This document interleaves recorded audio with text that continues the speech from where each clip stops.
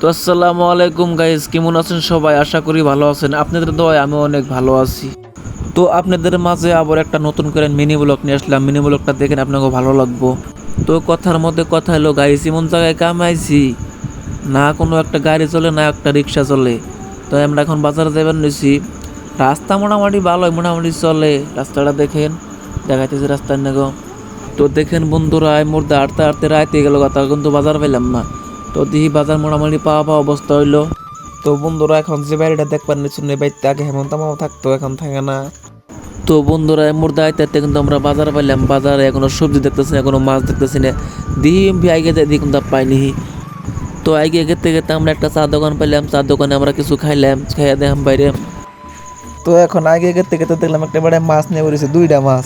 তো পরে আমরা আগে গেলাম, আগে যে মাছের দাম যে গেলাম, এই পুরো সমান সমান চান্দা, এই মাছ বলে 200 টাকা কেজি। পরে এখন ও ভাই নাই, ও আই নিলে এখন খান তো নাকবো, যেহেতু বাজারে মাছ নাই, মাছ টাছ পাওয়া যায় না।